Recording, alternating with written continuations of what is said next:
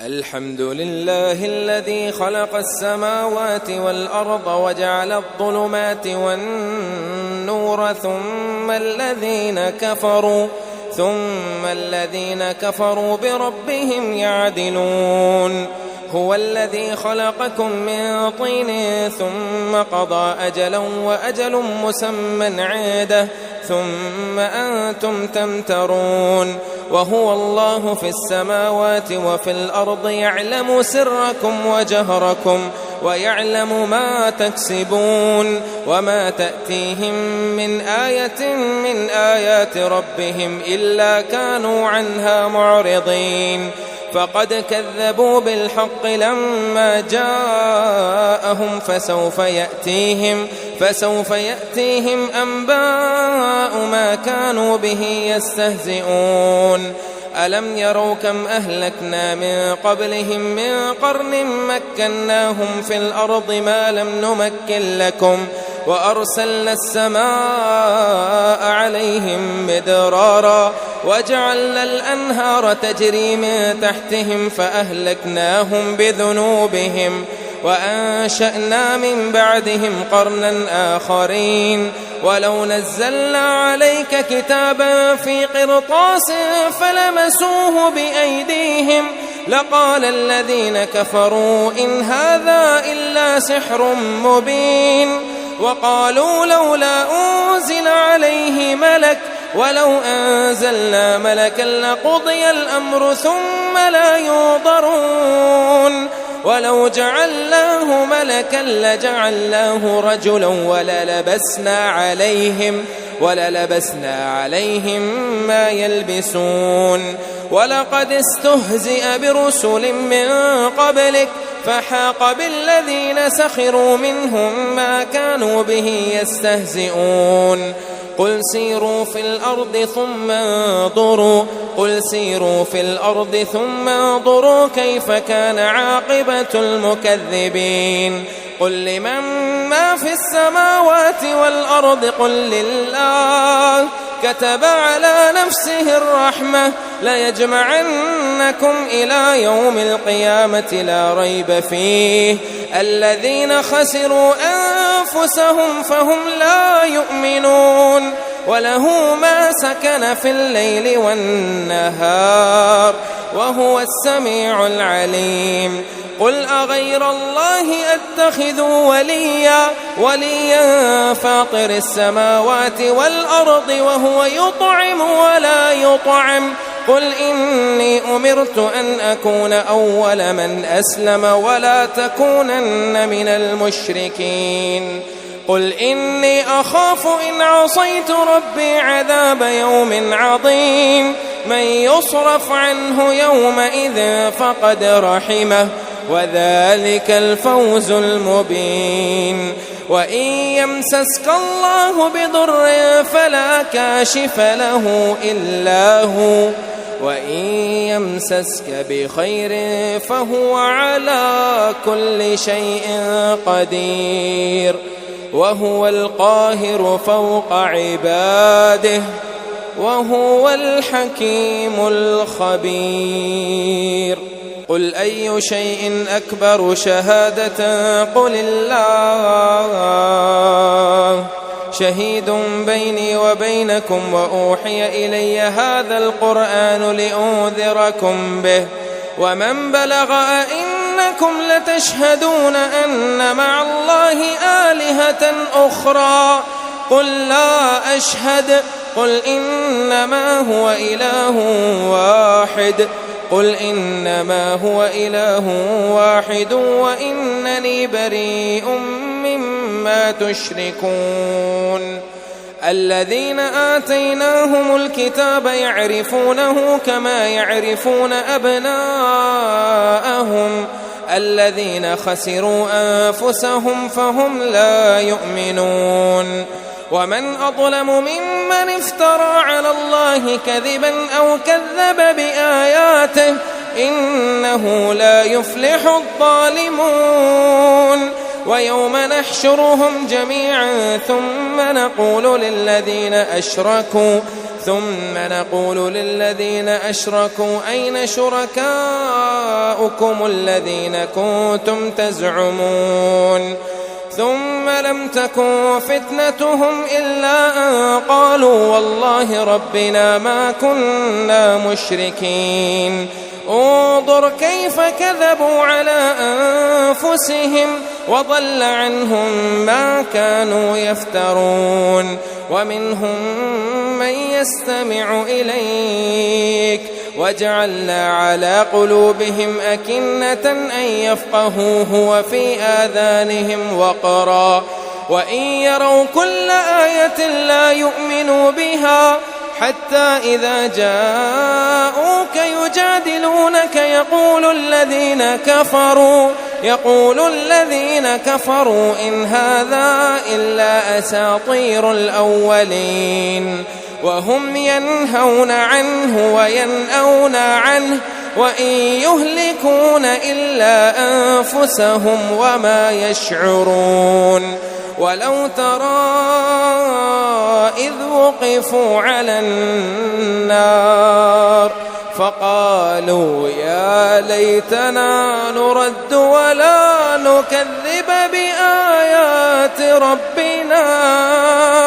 نرد ولا نكذب بآيات ربنا ونكون من المؤمنين بل بدا لهم ما كانوا يخفون من قبل ولو ردوا لعادوا لما نهوا عنه وإنهم لكاذبون وقالوا إن هي إلا حياتنا الدنيا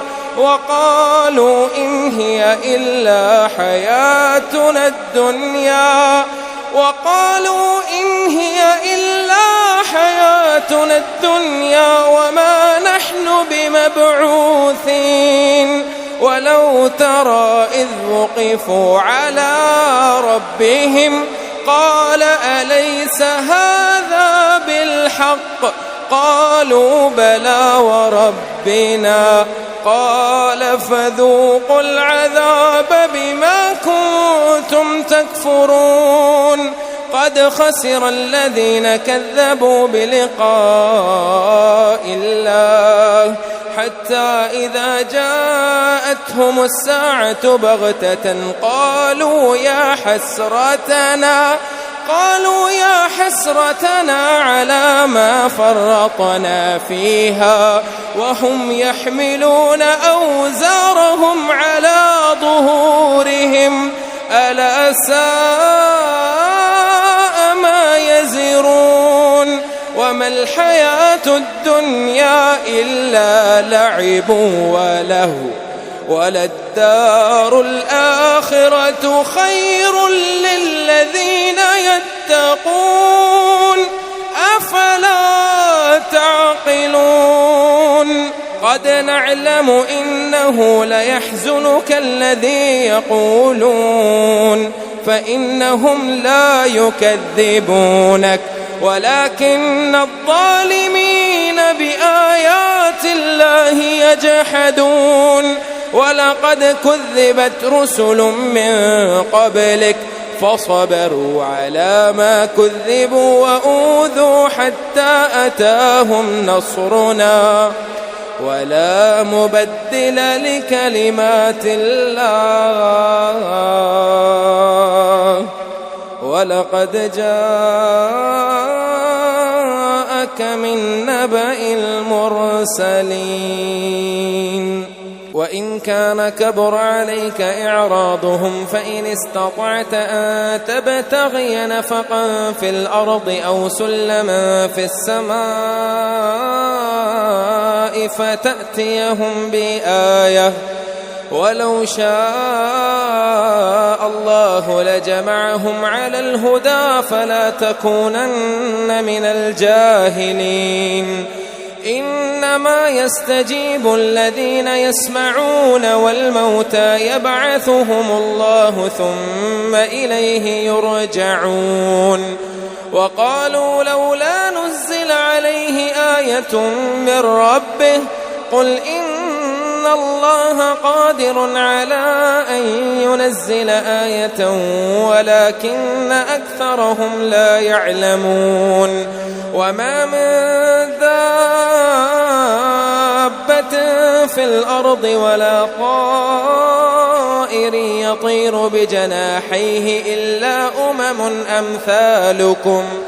ما فرطنا في الكتاب من شيء ثم إلى ربهم يحشرون والذين كذبوا بآياتنا صم وبكم في الظلمات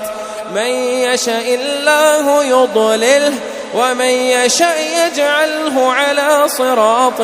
مستقيم قل أرأيتكم إن أتاكم عذاب الله أو أتتكم الساعة أغير الله تدعون إن كنتم صادقين بل إياه تدعون فيكشف ما تدعون إليه إن شاء وتنسون ما تشركون ولقد أرسلنا إلى من قبلك فأخذناهم بالبأساء والضراء لعلهم يتضرعون فلولا إذ جاءهم بأسنا تضرعوا ولكن قست قلوبهم وزين لهم الشيطان ما كانوا يعملون فلما نسوا ما ذكروا به فتحنا عليهم أبواب كل شيء حتى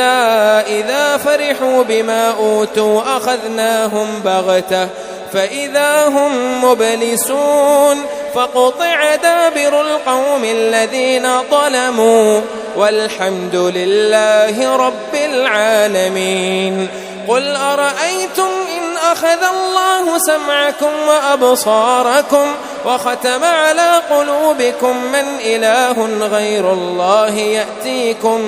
به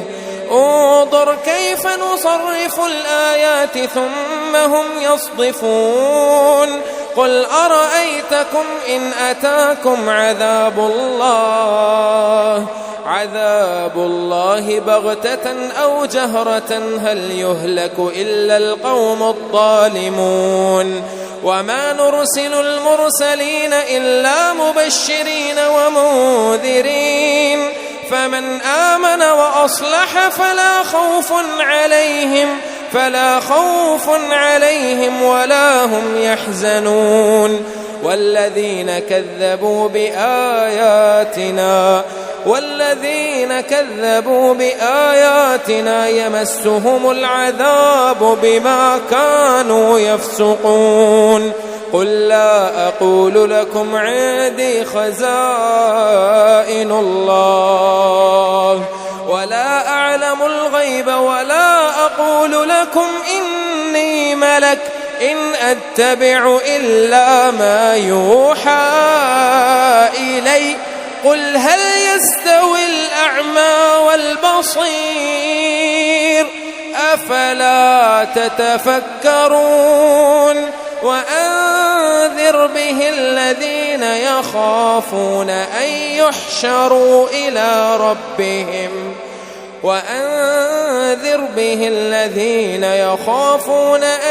يحشروا إلى ربهم ليس لهم من دونه ولي ولا شفيع لعلهم يتقون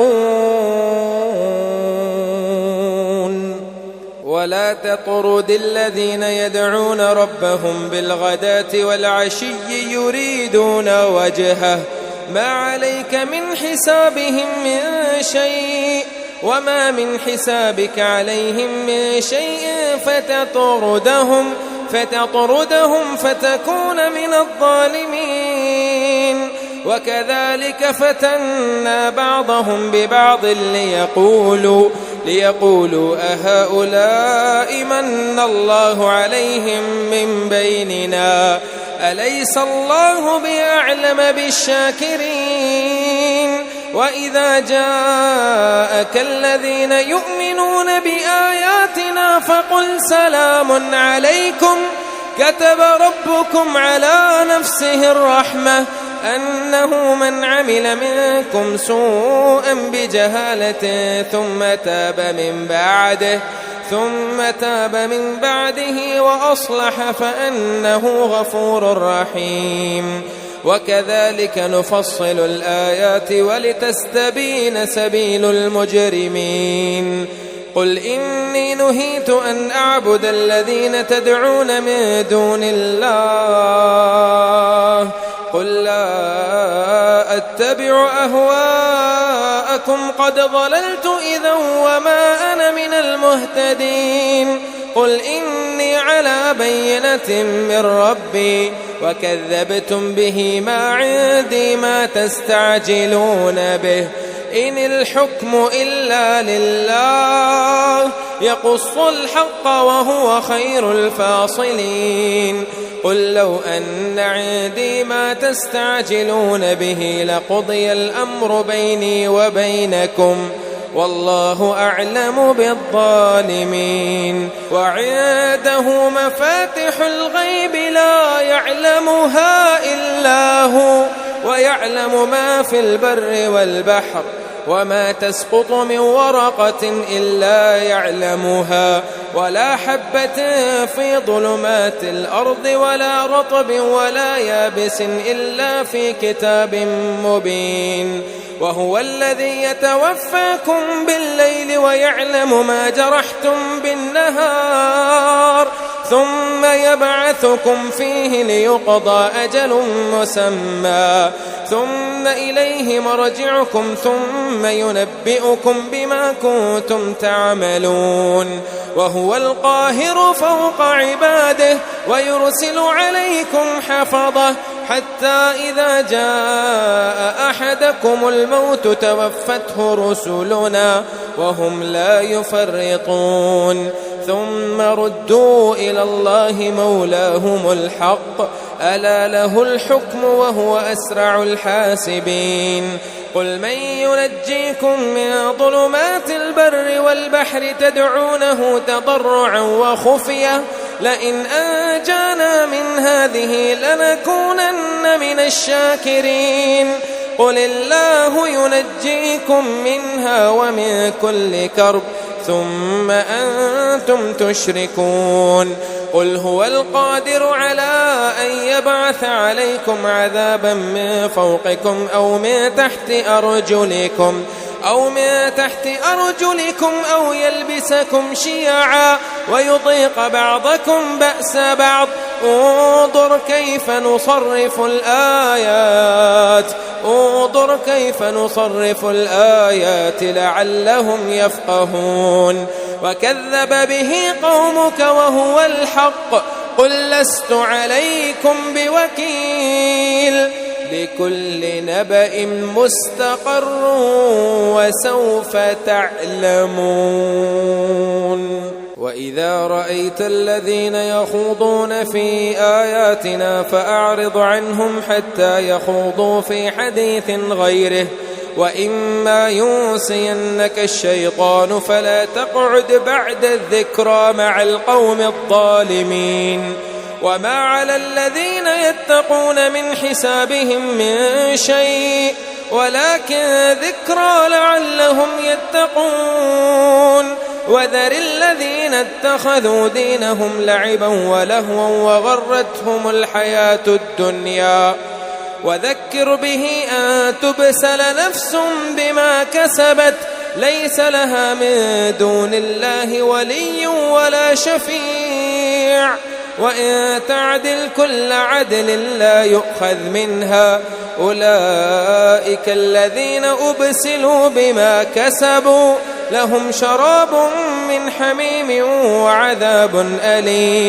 وعذاب أليم بما كانوا يكفرون. قل أندعو من دون الله ما لا ينفعنا ولا يضرنا ونرد على أعقابنا بعد إذ هدانا الله كالذي استهوته الشياطين في الأرض حيران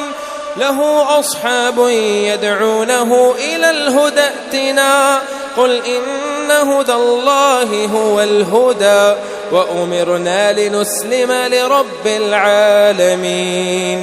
وأن أقيموا الصلاة واتقوه وهو الذي إليه تحشرون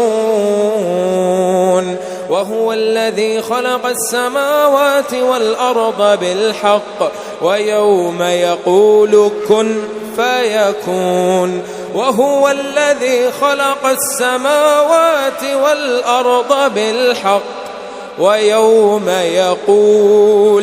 ويوم يقول كن فيكون قوله الحق وله الملك يوم ينفخ في الصور عالم الغيب والشهادة وهو الحكيم الخبير وإذ قال إبراهيم لأبيه آزر أتتخذ أصناما آلهة إني أراك وقومك في ضلال مبين وكذلك نري إبراهيم ملكوت السماوات والأرض وليكون من الموقنين فلما جن عليه الليل رأى كوكبا قال هذا ربي فلما أفل قال لا أحب الآفلين فلما رأى القمر بازغا قال هذا ربي فلما أفل قال لئن لم يهدني ربي لأكونن من القوم الضالين فلما رأى الشمس بازغة قال هذا ربي هذا أكبر فلما أفلت قال يا قوم إني بريء مما تشركون إني وجهت وجهي للذي فطر السماوات والأرض حنيفا وما أنا من المشركين وحاجه قومه قال أتحاجوني في الله وقد هدان ولا أخاف ما تشركون به إلا أن يشاء ربي شيئا وسع ربي كل شيء علما أفلا تتذكرون وكيف أخاف ما أشركتم ولا تخافون أنكم أشركتم بالله ما لم ينزل به عليكم سلطانا فأي الفريقين أحق بالأمن إن كنتم تعلمون الذين آمنوا ولم يلبسوا إيمانهم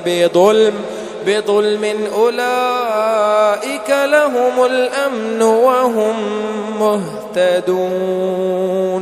وتلك حجتنا آتيناها إبراهيم على قومه نرفع درجات من نشاء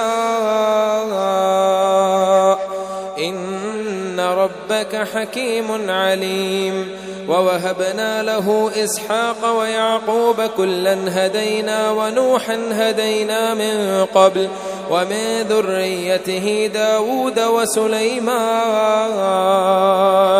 وأيوب ويوسف وموسى وهارون وكذلك نجزي المحسنين وزكريا ويحيى وعيسى وإلياس كل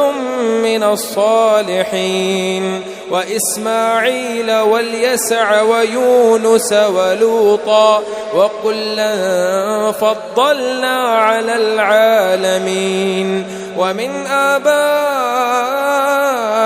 وذرياتهم وإخوانهم واجتبيناهم وهديناهم إلى صراط مستقيم ذلك هدى الله يهدي به من يشاء من عباده ولو أشركوا لحبط عنهم ما كانوا يعملون أولئك الذين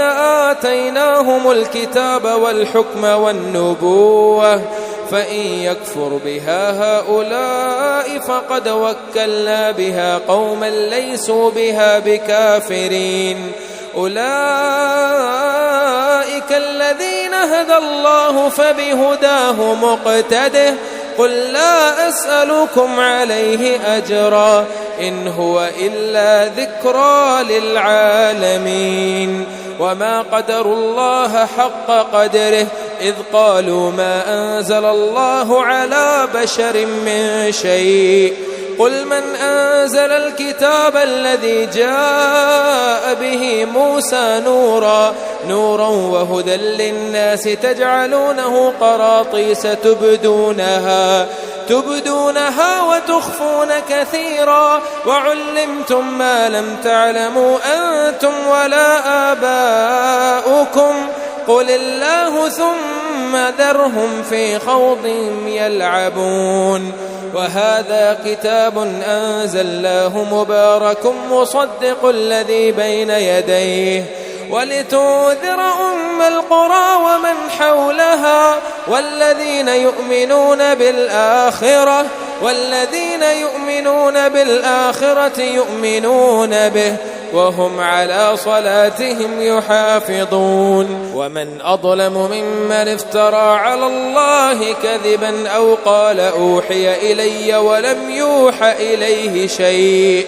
ومن قال سأنزل مثل ما أنزل الله ولو ترى إذ الظالمون في غمرات الموت والملائكة باسطوا أيديهم أخرجوا أنفسكم اليوم تجزون عذاب الهون بما كنتم تقولون على الله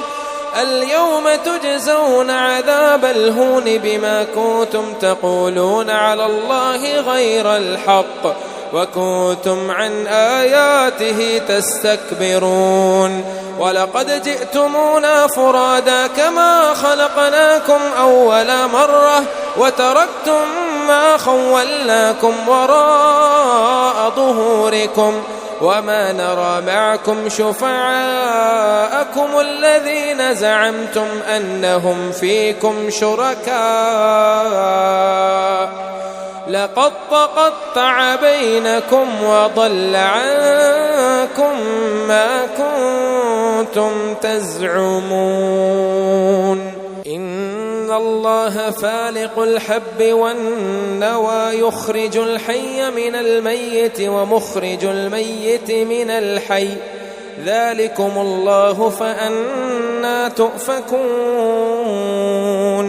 فالق الإصباح وجعل الليل سكنا والشمس والقمر حسبانا ذلك تقدير العزيز العليم وهو الذي جعل لكم النجوم لتهتدوا بها في ظلمات البر والبحر قد فصلنا الآيات لقوم يعلمون وهو الذي أنشأكم من نفس واحدة فمستقر ومستودع قد فصلنا الآيات لقوم يفقهون وهو الذي أنزل من السماء ماء فأخرجنا به نبات كل شيء فأخرجنا منه خضرا نخرج منه حبا متراكبا ومن النخل من طلعها قنوان دانية وجنات من أعناب والزيتون والرمان مشتبها وغير متشابه انظروا إلى ثمره إذا أثمر وينعه إن في ذلكم لآيات لقوم يؤمنون وجعلوا لله شركاء الجن وخلقهم وخرقوا له بنين وبنات بغير علم سبحانه وتعالى عما يصفون. بديع السماوات والأرض أنى يكون له ولد ولم تكن له صاحبة وخلق كل شيء وهو بكل شيء عليم. ذلكم الله ربكم لا إله إلا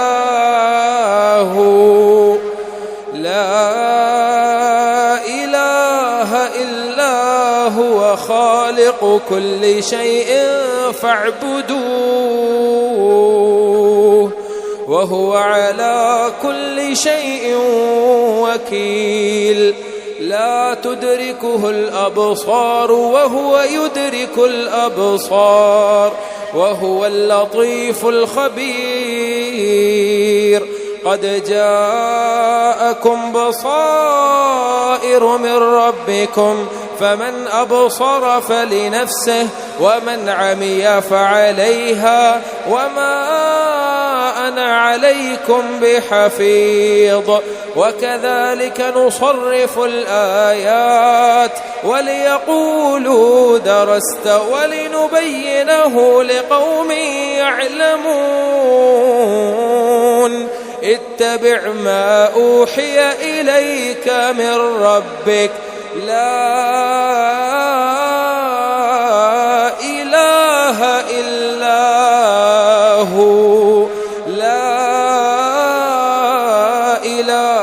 إلا هو وأعرض عن المشركين. ولو شاء الله ما أشركوا وما جعلناك عليهم حفيظا وما أنت عليهم بوكيل. ولا تسبوا الذين يدعون من دون الله فيسبوا الله عدوا بغير علم. كذلك زينا لكل أمة عملهم ثم إلى ربهم مرجعهم فينبئهم بما كانوا يعملون. وأقسموا بالله جهد أيمانهم لئن جاءتهم وأقسموا بالله جهد أيمانهم لئن جاءتهم آية ليؤمنن بها قل إنما الآيات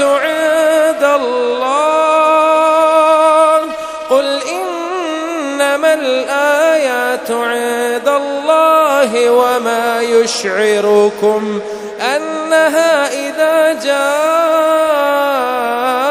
لا يؤمنون. ونقلب أفئدتهم وأبصارهم كما لم يؤمنوا به أول مرة ونذرهم في طغيانهم يعمهون. ولو أننا نزلنا إليهم الملائكة وكلمهم الموتى وحشرنا عليهم كل شيء قبلا ما كانوا ليؤمنوا إلا أن يشاء الله ولكن أكثرهم يجهلون. وكذلك جعلنا لكل نبي عدوا شياطين الإنس والجن يوحي بعضهم إلى بعض زخرف القول غرورا ولو شاء ربك ما فعلوه فذرهم وما يفترون ولتصغى إليه أفئدة الذين لا يؤمنون بالآخرة وليرضوه وليقترفوا ما هم مقترفون أفغير الله أبتغي حكما وهو الذي أنزل إليكم الكتاب مفصلا والذين آتيناهم الكتاب يعلمون أنه منزل من ربك بالحق فلا تكونن من الممترين وتمت كلمة ربك صدقا وعدلا لا مبدل لكلماته وهو السميع العليم وإن تطع أكثر من في الأرض يضلوك عن سبيل الله إن يتبعون إلا الظن وإن هم إلا يخرصون إن ربك هو أعلم من يضل عن سبيله وهو أعلم بالمهتدين فكلوا مما ذكر اسم الله عليه إن كنتم بآياته مؤمنين وما لكم ألا تأكلوا مما ذكر اسم الله عليه وقد فصل لكم ما حرم عليكم إلا ما اضطررتم إليه وإن كثيرا ليضلون بأهوائهم بغير علم إن ربك هو أعلم بالمعتدين وذروا ظاهر الإثم وباطنه إن الذين يكسبون الإثم سيجزون بما كانوا يقترفون ولا تأكلوا مما لم يذكر اسم الله عليه وإنه لفسق وإن الشياطين ليوحون إلى أوليائهم ليجادلوكم وإن أطعتموهم إنكم لمشركون أومن كان ميتا فأحييناه وجعلنا له نورا يمشي به في الناس كمن مثله في الظلمات ليس بخارج منها كذلك زين للكافرين ما كانوا يعملون وكذلك جعلنا في كل قرية أكابر مجرميها ليمكروا فيها وما يمكرون إلا بأنفسهم وما يشعرون وإذا جاءتهم آية قالوا لن نؤمن حتى نؤتى مثل ما أوتي رسل الله أعلم حيث يجعل رسالته سيصيب الذين أجرموا صغار عند الله وعذاب شديد بما كانوا يمكرون فمن يرد الله أن يهديه يشرح صدره للإسلام ومن يرد أن يضله يجعل صدره ضيقا حرجا كأنما يصعد في السماء كذلك يجعل الله الرجس على الذين لا يؤمنون وهذا صراط ربك مستقيما قد فصلنا الآيات لقوم يذكرون لهم دار السلام عند ربهم وهو وليهم بما كانوا يعملون ويوم يحشرهم جميعا يا معشر الجن قد استكثرتم من الإنس وقال أولياؤهم من الإنس ربنا استمتع بعضنا ببعض وبلغنا أجلنا الذي أجلت لنا قال النار مثواكم خالدين فيها إلا ما شاء الله إن ربك حكيم عليم وكذلك نولي بعض الظالمين بعضا بما كانوا يكسبون يا معشر الجن والإنس ألم يأتكم رسل منكم يقصون عليكم آياتي وينذرونكم لقاء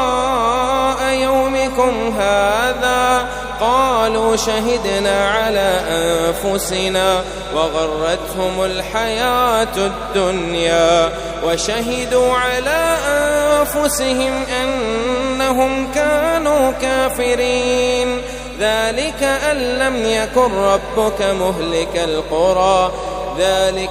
لم يكن ربك مهلك القرى بظلم وأهلها غافلون ولكل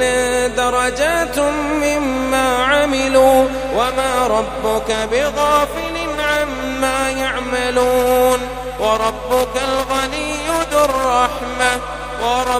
الغني ذو الرحمة إن يشأ يذهبكم ويستخلف من بعدكم ما يشاء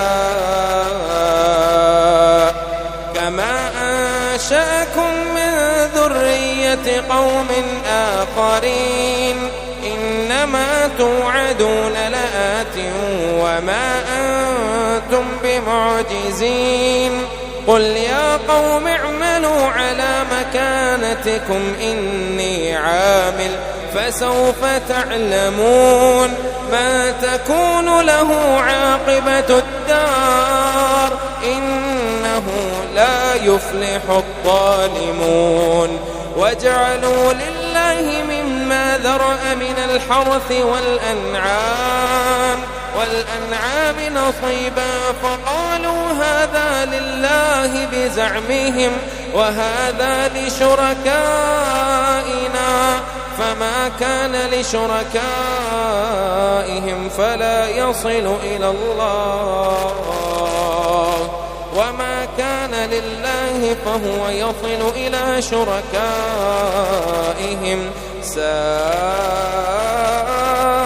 ما يحكمون وكذلك زين لكثير من المشركين قتل أولادهم شركاؤهم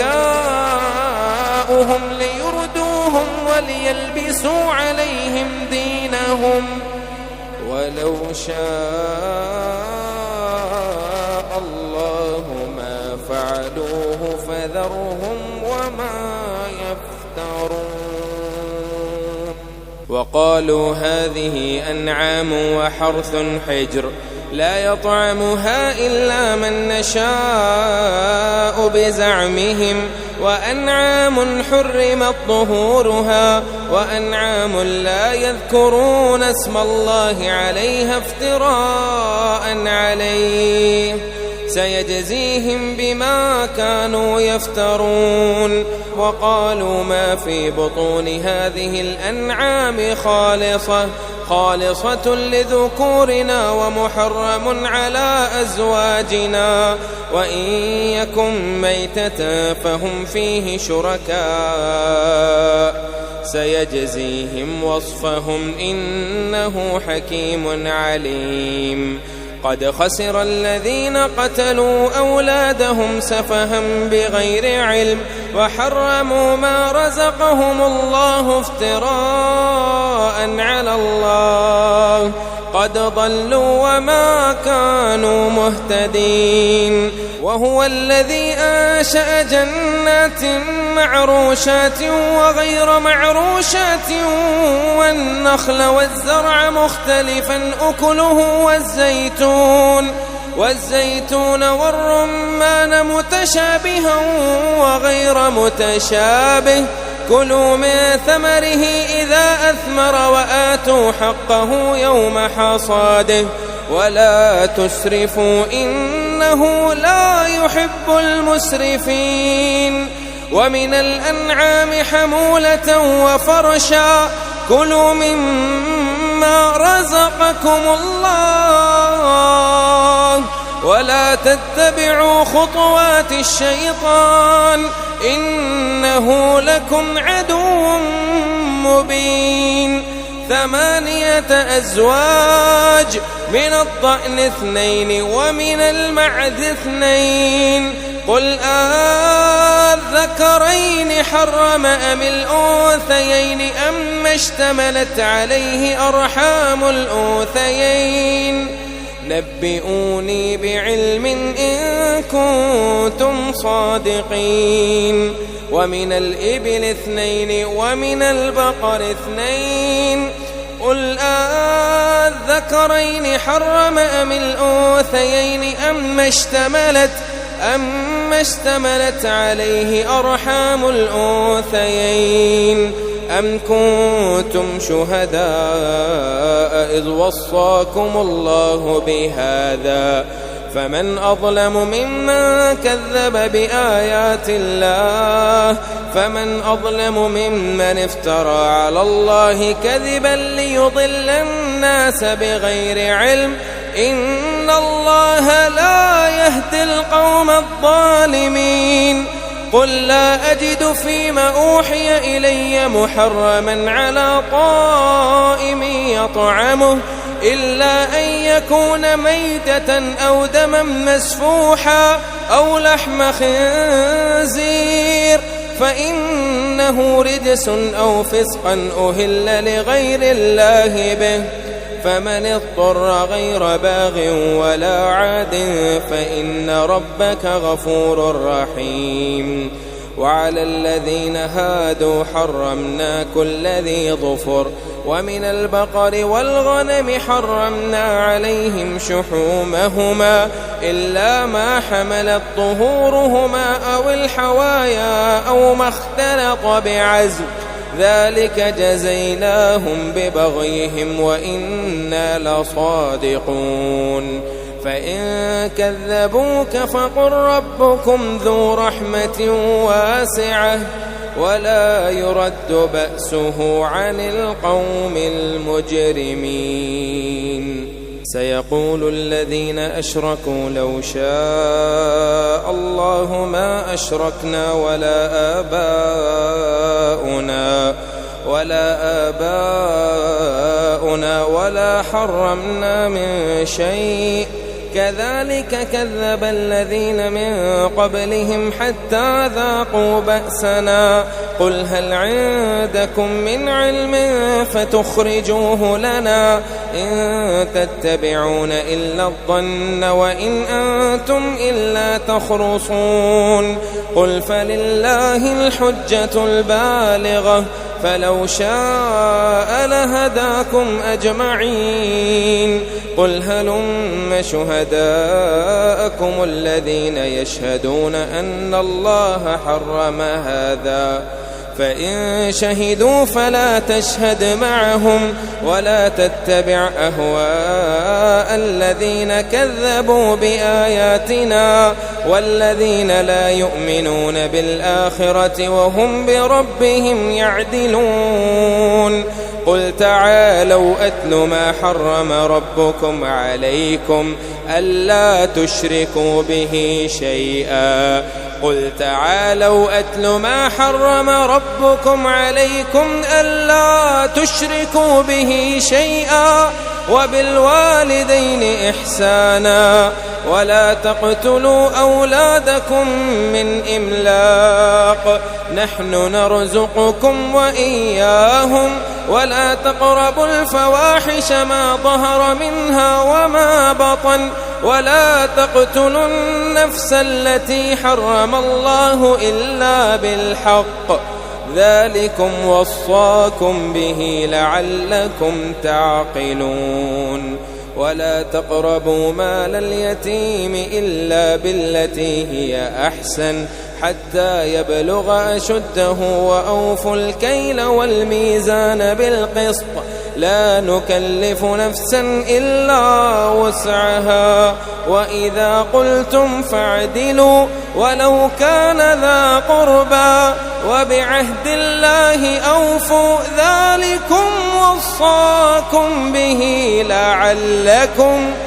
ذلكم وصاكم به لعلكم تذكرون وأن هذا صراطي مستقيما فاتبعوه ولا تتبعوا السبل فتفرق بكم عن سبيله ذلكم وصاكم به لعلكم تتقون ثم آتينا موسى الكتاب تماما على الذي أحسن وتفصيلا لكل شيء وهدى ورحمة لعلهم بلقاء ربهم يؤمنون وهذا كتاب أنزلناه مبارك فاتبعوه واتقوا لعلكم ترحمون أن تقولوا إنما أنزل الكتاب على طائفتين من قبلنا وإن كنا عن دراستهم لغافلين أو تقولوا لو أنا أنزل علينا الكتاب لكنا أهدى منهم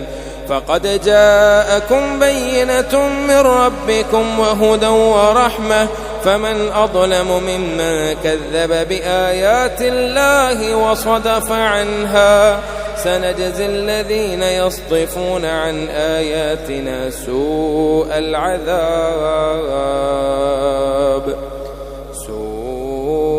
العذاب بما كانوا يصدفون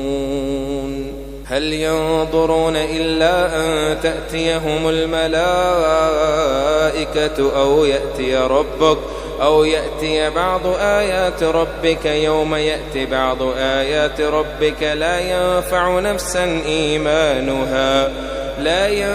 نفسا إيمانها لم تكن آمنت من قبل أو كسبت في إيمانها خيرا قل انتظروا إنا منتظرون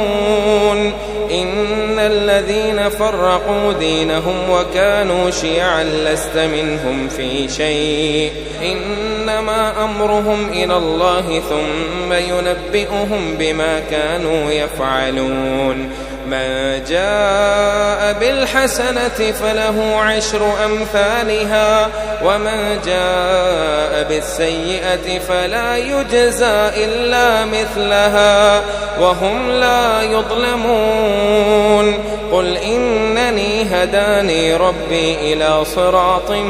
مستقيم دينا قيما ملة إبراهيم حنيفا وما كان من المشركين قل إن صلاتي ونسكي ومحياي ومماتي لله رب العالمين لا شريك له وبذلك أمرت وأنا أول المسلمين قل أغير الله أبغي ربا وهو رب كل شيء